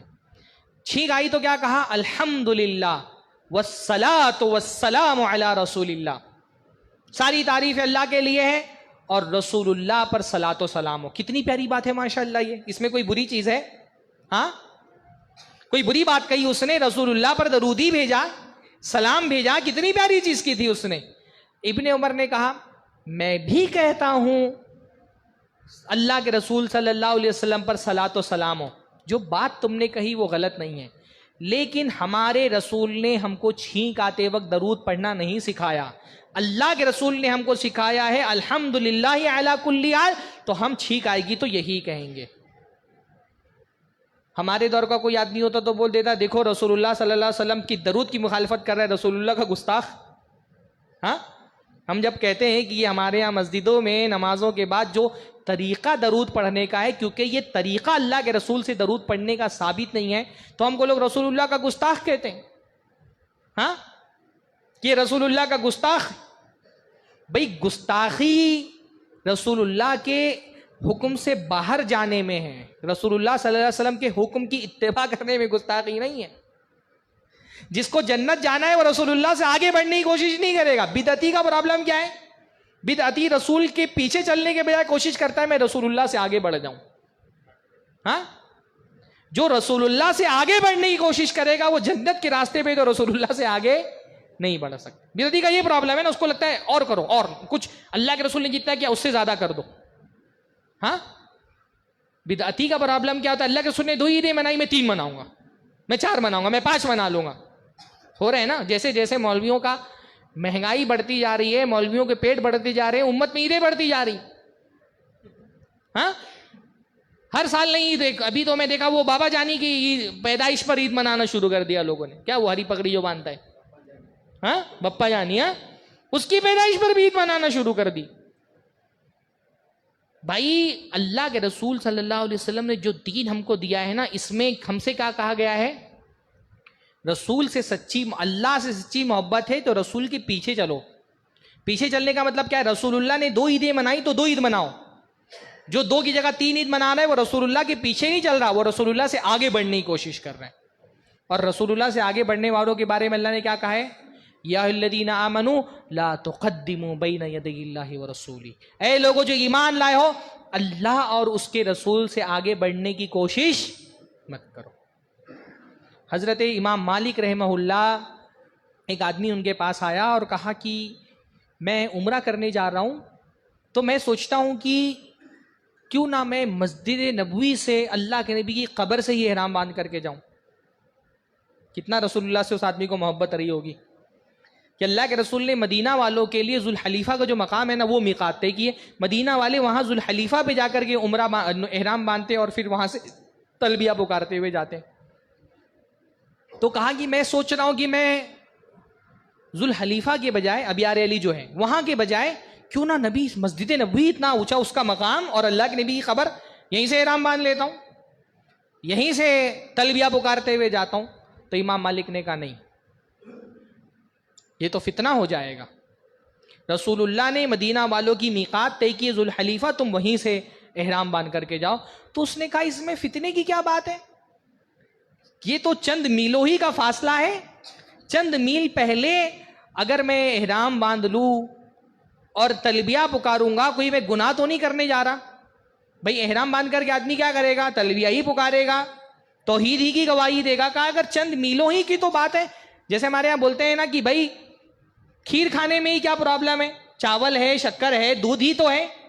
چاول حرام نہیں تھا، دودھ حرام نہیں تھا، شکر حرام نہیں تھا، سب کو ملا کے کھیر بنا دی اگر فلاں مہینے میں، تو کیسے حرام ہو گئی؟ اس آدمی نے بھی کہا کہ بھائی میں تو نبی کی قبر سے احرام باندھ کر کے جاؤں گا تو کوئی گناہ کا کام تھوڑی کروں گا، میں تو تلبیہ ہی پکاروں گا، توحید ہی کا نعرہ لگاؤں گا۔ تو امام مالک رحمہ اللہ نے کہا وَأَيُّ فِتْنَةٍ أَعْظَمُ مِنْ أَن تَرَى أَنَّكَ سَبَقْتَ إِلَى فَضِيلَةٍ قَصَّرَ عَنْهَا رسول اللہ صلی اللہ علیہ وسلم۔ اس سے بڑھ کر کے اور فتنے کی بات کیا ہوگی کہ تم سمجھتے ہو ایک چیز کی فضیلت رسول اللہ کو پتہ نہیں چلی اور تم کو پتہ چل گئی۔ اگر نبی کی قبر سے مسجد نبوی سے احرام باندھنا کوئی فضیلت کی بات ہوتی تو سب سے پہلے یہ فضیلت کون بتاتا ہم کو؟ اللہ کے رسول بتاتے۔ جس رسول اللہ نے ہم کو کپڑے پہننے، بال بنانے، جوتے پہننے تک کی بات بتا دی، وہ رسول اللہ اتنی بڑی بات ہم سے چھپا لیتے۔ اس سے بڑھ کر کے فتنہ اور کیا ہوگا؟ پھر انہوں نے قرآن کی آیت پڑھی وَلْيَحْذَرِ الَّذِينَ يُخَالِفُونَ عَنْ أَمْرِهِ أَن تُصِيبَهُمْ فِتْنَةٌ أَوْ يُصِيبَهُمْ عَذَابٌ أَلِيمٌ، کہ جو رسول اللہ کے حکم کی مخالفت کرنے والے ہیں ان کو ڈرنا چاہیے کہ کہیں فتنہ آ کر کے ان کو اپنا شکار نہ کر لے، اللہ کے عذاب میں کہیں وہ گرفتار نہ ہو جائے۔ یہ فتنہ ہے۔ ہر بدعتی کو اس لیے ہم کہتے ہیں نا، ہر بدعتی کے بارے میں ہم یہ کہتے ہیں بھائی اس سے بڑھ کر کے فتنے کی اور کیا بات ہو سکتی ہے کہ نبی کی پیدائش کا دن منانا ثواب کا کام تھا، رسول اللہ کو زندگی پر پتہ نہیں چلا، آج آپ کو پتہ چل گیا۔ نبی کی معراج کی رات عبادت کرنا ثواب کا کام تھا، رسول اللہ کو نہیں پتہ چلا، آپ کو پتہ چل گیا۔ ہاں، حضرت غالباً سعید ابن المسیب ہے، وہ آخری بات بولتا ہوں، وہ عیدگاہ میں بیٹھے ہوئے تھے، ایک آدمی آیا اور نماز پڑھنے لگا، تو سعید ابن المسیب بڑے تابعی ہیں، انہوں نے بٹھا دیا زبردستی، کہا بیٹھ جاؤ، عیدگاہ میں کون سی نماز پڑھ رہے ہو؟ اللہ کے رسول نے عیدگاہ میں سوائے عید کی نماز کے اور کوئی نماز نہیں پڑھی۔ اللہ کے رسول نے عیدگاہ میں صرف عید کی نماز پڑھی، مسجد میں اگر ہو رہی ہے تو الگ بات ہے کہ آپ تحیۃ المسجد پڑھ لیں، لیکن عیدگاہ میں اللہ کے نبی صلی اللہ علیہ وسلم نے سوائے عید کے اور کوئی نماز نہیں پڑھی۔ تو اس آدمی نے کہا اگر نہیں پڑھی تو کیا ہوا؟ میں کوئی گناہ کا کام کر رہا ہوں؟ نماز ہی تو پڑھ رہا ہوں۔ نماز میں کیا کروں گا؟ نماز میں قیام کروں گا، قرآن پڑھوں گا، سجدہ کروں گا، رکوع کروں گا، دعائیں پڑھوں گا، کیا اللہ تعالیٰ مجھے نماز پڑھنے پر عذاب دے گا؟ حضرت سعید ابن المسیب نے کہا نہیں، اللہ تم کو نماز پڑھنے پر عذاب نہیں دے گا، وَلَٰكِن يُعَذِّبُكَ لِمُخَالِفَتِكَ بِسُنَّتِ نَبِيِّهِ، اللہ تم کو عذاب دے گا کیونکہ تم اس کے رسول کی سنت کی مخالفت کر رہے ہو۔ کیوں عذاب دے گا؟ کہ اللہ کے رسول صلی اللہ علیہ وسلم کی سنت کی مخالفت کر رہے ہو۔ کون سی سنت کی مخالفت کی؟ کیا سنت اللہ کے رسول کی؟ عیدگاہ میں عید کے علاوہ کوئی نماز نہیں پڑھنا اللہ کے رسول صلی اللہ علیہ وسلم کی سنت ہے. پتا کیا چلا؟ سنت صرف فعل میں نہیں ہوتی ہے، سنت جیسے فعل میں ہوتی ہے ویسے ہی ترک میں بھی ہوتی ہے. نبی نے جو کیا اس کا کرنا سنت، اور نبی نے جو چھوڑ دیا اس کا چھوڑ دینا سنت، گرچہ کہ وہ چیز دکھنے میں کتنی اچھی کیوں نہ لگے. حضرت ابن عمر نے اس لیے کہا نا کل بدعت ضلالہ وان رآها الناس حسنا، ہر بدعت گمراہی ہے اگرچہ لوگوں کو دیکھنے میں بہت اچھی لگے. بھئی بظاہر اذان کے کلمات آپ کو یاد ہے نا؟ آخر میں کیا ہے؟ حی علی الصلاح، حی علی الصلاح، حی علی الفلاح، حی علی الفلاح. اللہ اکبر، اللہ اکبر، لا الہ الا اللہ، محمد رسول اللہ. ہاں ہے محمد رسول اللہ. کوئی بدعتی اگر آ کر کے کہتا ہے نا کہ بھائی عید کی، اللہ کے نبی کی پیدائش پر عید منانے میں کیا حرج ہے، نعتیں ہی تو پڑھ رہے ہیں، سیرت ہی تو بیان کر رہے ہیں، نبی صلی اللہ علیہ وسلم سے محبت کا اظہار ہی تو کر رہے ہیں، میں اس سے پوچھتا ہوں اچھا ٹھیک ہے اگر ایسے ہی بات ہے تو لا الہ الا اللہ کے بعد محمد رسول اللہ بڑھا لیتے ہیں. ہاں اگر وہ چیز بدعت حسنہ ہے، دنیا کا کون سا مائی کا لال ہے جو یہ بول سکتا ہے کہ محمد رسول اللہ بدعت حسنہ نہیں ہے؟ ہاں اگر دین میں بدعت حسنہ کے نام پہ ایسے ہی اجازت ہے کہ جیسا چاہو ہیر پھیر کرو تو بڑھا لو محمد رسول اللہ آگے. باقی تو بدعتیوں پہ بھروسہ نہیں، بڑھا بھی لیں گے. ہاں وہ بڑھا لیں گے، ان کا کوئی بھروسہ نہیں ہے، ان کو ہمیشہ رسول اللہ سے الٹا ہی چلنا ہوتا ہے. ہاں رسول اللہ نے کہا کہ درود اذان ختم ہونے کے بعد درود پڑھنا ہے، یہ اذان شروع کرنے سے پہلے درود پڑھتے ہیں. بھائی رسول اللہ صلی اللہ علیہ وسلم کو زیادہ نہیں چاہیے، رسول اللہ کو، اللہ تعالیٰ کو آپ سے زیادہ نہیں چاہیے، رسول اللہ کے موافق چاہیے. کم کرو، رسول اللہ کی سنت کے مطابق کرو گے نا اللہ کے یہاں بہت زیادہ ہے. کم عمل جو رسول اللہ کی سنت کے مطابق ہو وہ بہت زیادہ ہے، بہت زیادہ جو رسول اللہ کی سنت کے خلاف ہے اس کے اللہ تعالیٰ کے یہاں کوئی ویلیو نہیں ہے. ایک صحابی اللہ کے رسول صلی اللہ علیہ وسلم کے، اللہ کے نبی کے پاس آئے، دیکھا کہ بہت کمزور ہو گئے. پوچھا کہ یہ کیا حال ہو گیا تمہارا، کیا کر رہے ہو، کیسے اتنے کمزور ہو گئے؟ کہا اللہ کے رسول آپ کی ایک حدیث سنی تھی، آپ کی ایک حدیث سنی تھی کہ ایک دن اگر کوئی اللہ کا بندہ روزہ رکھ لیتا ہے تو اتنے اتنے سالوں کے لیے اس کو جہنم سے دور کر دیا جاتا ہے. تو جب میں نے یہ حدیث سنی تو میں نے سوچا بھائی کیوں نہ میں پورا سال ہی روزہ رکھوں. جب روزہ رکھنے کا اتنا ثواب ہے تو میں نے جب سے یہ حدیث سنی تب سے میں روز روزہ رکھتا ہوں، ایک بھی دن روزہ نہیں چھوڑتا. پورا سال میں نے روزے رکھے. کہ اللہ کے رسول خوش ہو گئے. اللہ کے رسول نے اس کو بہت شاباشی دی کہ بہت اچھا کام کر رہے ہو. اللہ کے رسول نے کیا فرمایا؟ لا صام من صام الدہر، جو پورا سال روزہ رکھتا رہا اس کا ایک روزہ بھی اللہ کی بارگاہ میں قبول نہیں. پورا سال روزہ رکھا لیکن ایک روزہ بھی اللہ کی بارگاہ میں قبول نہیں ہوا. کیوں نہیں قبول ہوا؟ کیونکہ سنت کے موافق نہیں تھا، ہے نا. اور دوسری طرف اللہ کے رسول نے بتایا آپ رمضان کی 30 روزے رکھ لیں اور شوال کے 6 روزے رکھ لیں، کل روزے آپ نے رکھے 36 اور ثواب کتنا ملا؟ ہاں پورے سال روزہ رکھنے کا ثواب ملا. سنت کے مطابق 36 روزے رکھے، پورا سال روزہ رکھنے کا ثواب ملا. سنت کے خلاف پورے سال روزے رکھے، ایک روزے کا بھی ثواب نہیں ملے گا. یہ نبی کی سنت ہے. اللہ تعالیٰ کو آپ سے زیادہ نہیں چاہیے، رسول اللہ کے موافق چاہیے. یہ جنت کی جو کنجی ہے نا اس کا تالا سنت کی اتباع سے کھلے گا. بھائی آپ کے گھر پہ کوئی تالا ہو، ہاں، اور اس کی لوہے کی کنجی ہے جو آپ کے دادا چھوڑ کر کے گئے، آپ سوچے میں نہیں لوہے کی نہیں، میں سونے کی کنجی فلاں صاحب کے لے کر کے آ کر کے تالا کھولتا ہوں. سونے کی کنجی لے آئے لیکن اگر تالے کے موافق نہیں تو تالا کھلے گا؟ ہاں سونے کی کنجی لگا دے تو بھی تالا نہیں کھلنے والا. تالا اسی کنجی سے کھلے گا جو اس کے لیے بنائی گئی ہے. جنت کا جو تالا ہے وہ نبی کی سنت کی کنجی سے کھلے گا. ہاں وہ پرانے زمانے میں فون بہت ہوتا تھا نا، دکھا ہے اپنے 1 روپیہ ڈال کر کے فون کرتے تھے ہم لوگ، یوز کیا کہ نہیں کسی نے؟ ہاں آپ لوگوں نے وہ فون بوتھ نہیں دیکھا جس میں 1 روپیہ ڈالا جاتا تھا؟ اچھا وہ کوائن والی مشین دیکھی جس میں 1 روپیہ ڈال کر کے وزن چیک کرتے ہیں؟ وہ تو دیکھا ہوگا نا؟ ہاں ابھی بھی ہوتا ہے.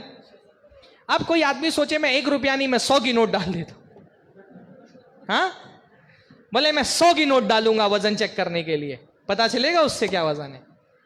اس دین کا بھی یہی معاملہ ہے، جیسا اللہ تعالیٰ نے بتایا ہے ویسا کریں گے تب جا کر کے. یہ نہیں کہ مجھے یہ اچھا لگ رہا ہے تو میں یہ کروں گا. آپ کو کیا اچھا لگتا ہے یہ اللہ کے نزدیک اہم نہیں ہے، اہم یہ کہ اللہ کو کیا اچھا لگتا ہے. اہل حدیث میں اور بدعتی میں یہ فرق ہوتا ہے. بدعتی دین کے نام پہ وہ کرتا ہے جو اس کو اچھا لگتا ہے، اہل حدیث دین کے نام پہ وہ کرتا ہے جو اللہ کو اچھا لگتا ہے. تب جا کر کے اللہ تعالیٰ کے آپ محبوب بنیں گے. دین اپنی خواہشوں کی اتباع کا نام نہیں ہے، رسول اللہ صلی اللہ علیہ وسلم کی پیروی کا نام ہے. اللہ تعالیٰ کو توفیق نصیب فرمائے. وآخر دعوانا الحمد للہ رب العالمین.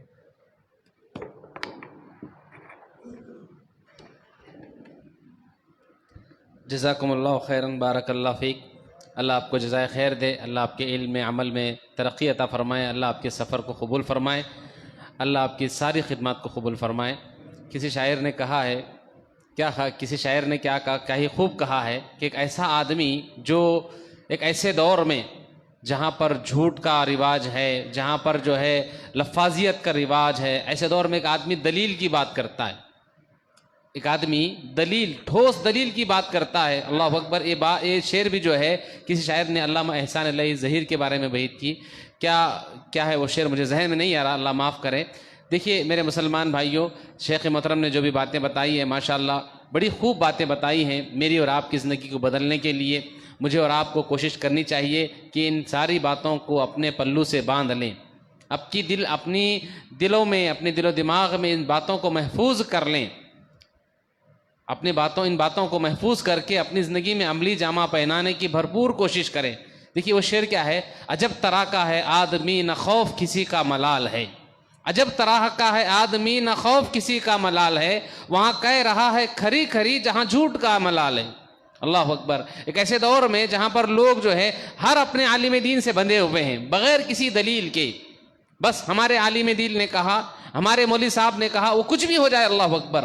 مگر جو ہے شیخ محترم نے جو ہے ان کی سب لوگوں کی جو ہے بڑی اچھی کلاس لی ہے. یہ بیان، یہ باتیں میرے اور آپ کی زندگی کو بدلنے کے لیے، تبدیل کرنے کے لیے کافی ہے. میں تمام احباب سے گزارش کرنا چاہوں گا کہ اس بیان کو ضرور اپنی زندگی میں عملی جامہ پہنانے کی بھرپور کوشش کریں، اس بیان کے ذریعے اپنی زندگی میں تبدیل لانے کی کوشش کریں. جیسا کہ کہا گیا تھا کہ سوال و جواب کی نشست رہے گی انشاءاللہ، اور 15-25 منٹ ہمارے پاس وقت ہے. اگر کسی کے ذہن میں سوال ہے تو سوال کر سکتے ہیں. خواتین کے پاس پرچیاں بھیجی گئی، چٹیاں بھیجی گئی ہیں، خواتین بھی چاہے تو اپنا سوال لکھ کر کے بھیج سکتے ہیں.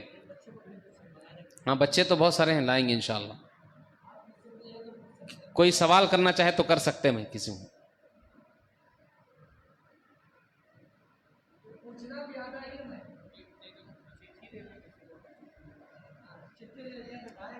اگر کسی کو لکھنا ہے تو لکھ کر دے سکتے ہیں انشاءاللہ.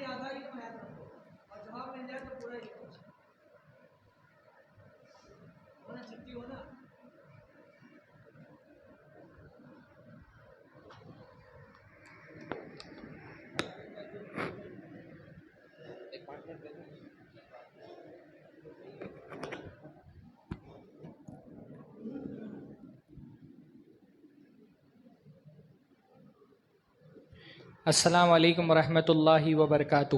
دیکھیے ابھی شیخ نے جو بات کہی نا وہ بڑی پیاری بات ہے کہ سوال ہی جو ہے نا وہ آدھا علم ہے، بلکہ ایک اہل حدیث کی پہچان بھی نا اس کے سوال سے ہوتی ہے. آپ عام طور پہ یہ دیکھیں گے کہ اہل حدیث جب اپنے علماء سے سوال کرتے ہیں تو ہر استفتاء کے بعد آخر میں وہ کیا کہتے ہیں، براہ کرم قرآن و سنت کی روشنی میں جواب دیں. تو جو ایک اہل حدیث ہوتا ہے نا اس میں اور ایک مقلد میں کیا فرق ہوتا ہے، بعض مرتبہ دونوں کا علمی لیول کوئی کم زیادہ نہیں ہوتا ہے، برابر کا ہوتا ہے. لیکن ایک اہل حدیث جب سوال بھی کرتا ہے نا تو اس کا مقصد کیا ہوتا ہے کہ وہ قرآن و سنت کی روشنی میں جواب حاصل کرنا چاہتا ہے. جبکہ جو مقلد ہوتا ہے نا جب وہ سوال بھی کرتا ہے تو اس کا مقصد قرآن و سنت کی روشنی میں جواب حاصل کرنا نہیں ہوتا بلکہ اپنے مسلک کے موافق جواب حاصل کرنا ہوتا ہے. اس لیے مقلدین کے فتوے کے نیچے لکھا آپ دیکھیں گے کہ براہ کرم فقہ حنفی کی روشنی میں جواب دیں. اب اس کے برخلاف جب آپ فتوے پڑھیں گے اہل حدیث علماء کے اور مقلد علماء کے، تو آپ بہت واضح فرق دیکھیں گے کہ اہل حدیث جب مفتی کسی مسئلے کا جواب دیتا ہے نا، تو وہ قرآن کی آیتیں دلیل کے طور پہ پیش کرتا ہے، اللہ کے نبی کی حدیثیں دلیل کے طور پہ پیش کرتا ہے، جبکہ ایک مقلد جب مفتی فتویٰ دیتا ہے تو اس کی فتوے میں آپ دیکھیں گے عام طور پہ قرآن و حدیث سے زیادہ قدوری، ہدایہ اور در مختار اور اس کی شرح وقایہ، اس طرح کی فقہی کتابوں کا اس کے اندر حوالہ ہوتا ہے۔ تو سوال کرتے ہوئے بھی ایک اہل حدیث عامی کی یہ ذمہ داری ہوتی ہے، ایک عام آدمی کی ذمہ داری ہوتی ہے کہ وہ اپنے سوال کے ذریعے سے اللہ تعالیٰ کی کتاب، رسول اللہ صلی اللہ علیہ وسلم کے فرمان تک پہنچنے کی کوشش کرے، اور سوال جو ہے وہ علم کے راستے کھولتا ہے۔ اللہ کے نبی صلی اللہ علیہ وسلم نے فرمایا انما شفاء العی السوال، کہ جہالت ایک بیماری ہے اور اس بیماری کا علاج کیا ہے؟ سوال کرنا۔ جو نہیں جانتا ہے وہ جاننے والے سے پوچھ لے۔ اللہ تعالیٰ نے فرمایا قرآن مجید کے اندر فَاسْأَلُوا أَهْلَ الذِّكْرِ إِن كُنتُمْ لَا تَعْلَمُونَ، جاننے والوں سے پوچھ لو اگر تم نہیں جانتے ہو تو۔ میں ویسے کوئی باقاعدہ مفتی نہیں ہوں، موضوع سے متعلق کوئی سوال ہو تو انشاءاللہ تعالیٰ اس کا میں جواب دے دوں گا۔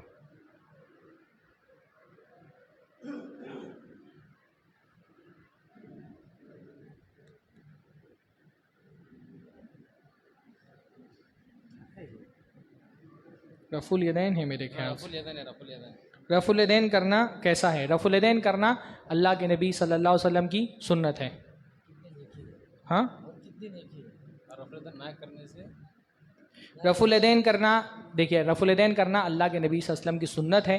متعدد حدیثوں کی کتابوں میں، صحیح بخاری، صحیح مسلم میں بہت سارے صحابہ سے یہ بات، اللہ کے نبی صلی اللہ علیہ وسلم کی حدیث آپ کو ملے گی کہ اللہ کے نبی صلی اللہ علیہ وسلم رکوع سے پہلے اور رکوع کے بعد رفع الیدین کرتے تھے۔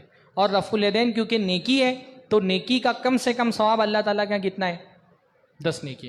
تو کم سے کم ایک رفع الیدین پر 10 نیکی انشاءاللہ تعالیٰ آپ کو ملے گی۔ غالباً اس طرح کی کوئی حدیث بھی ہے لیکن حدیث اس فی الوقت میرے ذہن میں نہیں آ رہی ہے، پر جو چیز نیکی ہے اللہ کے نبی صلی اللہ علیہ وسلم کی سنت ہے، اللہ کے نبی نے فرمایا صلو کما رأیتمونی اصلی، نماز ویسی پڑھو جیسے مجھ کو نماز پڑھتے ہوئے دیکھا ہے۔ تو ایک مسلمان کی یہ ذمہ داری ہے کہ نماز اللہ تعالیٰ کی سب سے عظیم ترین عبادت ہے، تو وہ تحقیق کرے اور دیکھے کہ اللہ کے رسول صلی اللہ علیہ وسلم کیسی نماز پڑھتے تھے۔ اور جب آپ تحقیق کریں گے تو آپ کو یہ پتہ چلے گا، اس مسئلے میں بھی سوائے کہ امام ابو حنیفہ کے تقریباً تمام ائمہ کا اس بات پر اتفاق ہے کہ اللہ کے رسول صلی اللہ علیہ وسلم اپنی نماز کی شروعات میں رفع الیدین کرتے تھے، رکوع سے پہلے رفع الیدین کرتے تھے، رکوع سے اٹھنے کے بعد رفع الیدین کرتے تھے، اور جب 2 رکعت کے تشہد سے اٹھتے تھے تیسری رکعت کے لیے تب اللہ کے نبی رفع الیدین کرتے تھے۔ تو رفع الیدین کرنا اللہ کے نبی صلی اللہ علیہ وسلم کی سنت ہے۔